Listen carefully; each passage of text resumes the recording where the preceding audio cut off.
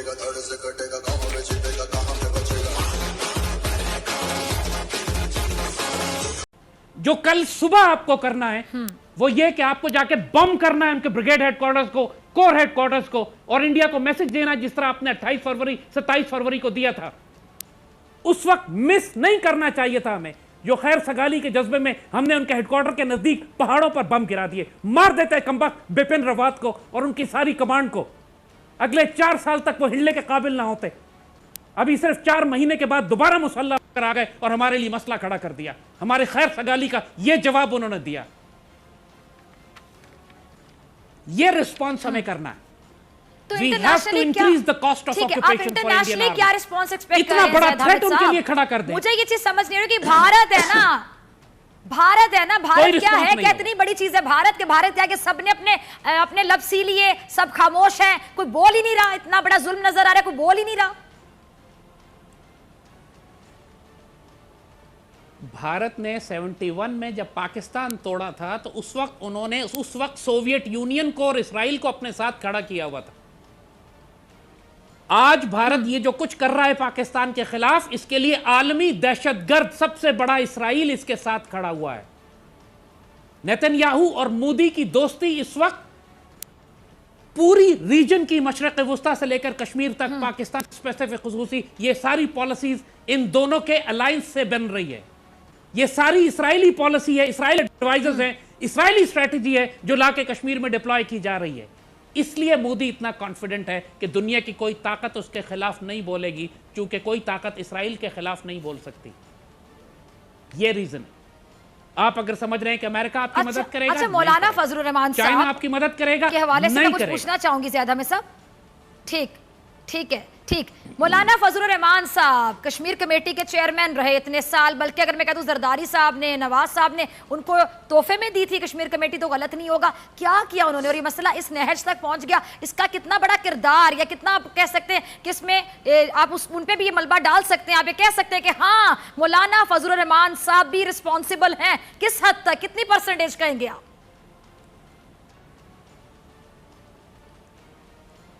फिजा इससे क्या फर्क पड़ेगा? फजलुर रहमान तो गद्दार इब्ने गद्दार है, आइडियोलॉजिकली, नजरियाती तौर पर इसका बाप पाकिस्तान बनाने के गुनाह शामिल नहीं था, जो उसके अपने अल्फाज हैं।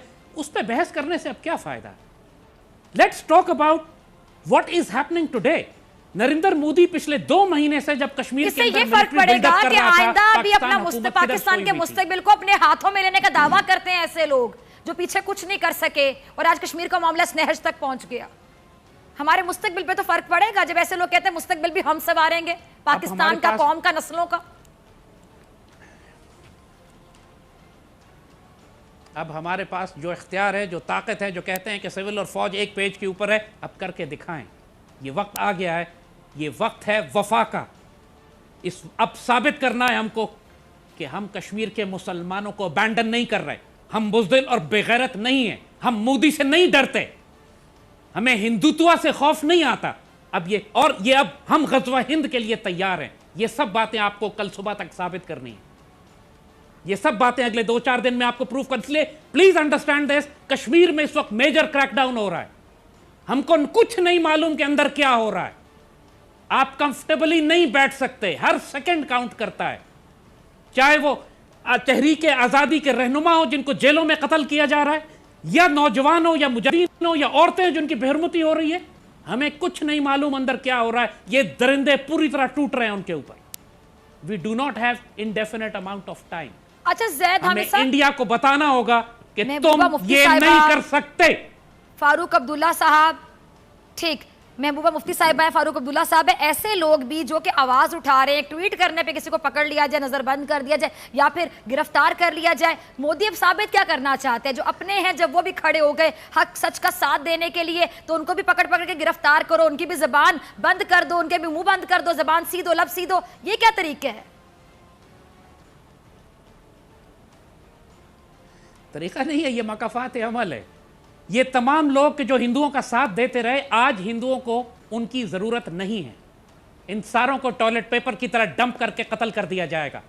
ये वो उम्मत के गद्दार थे जो हमेशा हिंदुओं के तलवे चाटते रहे, पाकिस्तान की मुखालफत करते रहे। अब हिंदुत्व इतना मजबूत हो चुका है मोदी इतना ताकतवर हो चुका है, अमित शाह के हाथ में इतना कंट्रोल है कि अब इनको इन गद्दार मुसलमानों की जरूरत नहीं है। इनके लिए तौबा के दरवाजे बंद हो चुके हैं। लेकिन वो कश्मीरी जो कहते हैं, अली गिलानी साहब जैसे लोग, जिन्होंने भी मैसेज भेजा था कि एसओएस, ठीक, हमारी जिंदगियां बचाओ। ठीक। अच्छा ज़ैद आमिर साहब, ये अमित शाह की सूरत में एक ऐसा मैसेज पूरी दुनिया को गया है, क्योंकि हमारे हवाले से भारत बारहा ये बातें करता है। बल्कि आप देखें ट्विटर पे जो आम फॉलोअर्स होते हैं, आप ट्विटर पे बहुत ज़्यादा एक्टिव रहते हैं, वो अक्सर हमें कहते हैं, क्योंकि हमारे अंदर से आवाज़ें गई ना, हमारे अंदर के लोगों ने उनके मुंह में अल्फाज डाले, गलत किस्म के अल्फाज, कि जी जो प्राइम मिनिस्टर को सिलेक्टेड का वर्ड ये बोलते हैं, झूठा गलत वर्ड ये बोलते हैं। वहां पर पता चला कि मोदी लिटरली सिलेक्टिव है। सिलेक्टेड आखिर होता क्या है? सिलेक्टेड होता है नरेंद्र मोदी और अमित शाह, जो कि इस काबीना का हिस्सा बन के बैठे हुए, पार्लियामेंट का हिस्सा बन के बैठे हुए। कौन है अमित शाह? माजी में क्या करता रहा था? क्या जनसिस का जो फ्रंट फेस है, अब वो अगर पार्लियामेंट के अंदर बैठकर डिसीजंस लेगा और आयन के मुंह पे तमाचा मारेगा या आयन को धब्बा लगाएगा, तो फिर क्या साबित होता है कि फिर सिलेक्टेड गवर्नमेंट कहां पर आती है, एस्टेब्लिशमेंट कहां पर एक्टिव है? और आज तो आपको याद होगा इनके जो साबिक वजीर दाखिला हैं चिदम्बरम, उन्होंने यहां तक कह दिया कि आयन के साथ, आज भारतीय आयन के साथ रेप हुआ है।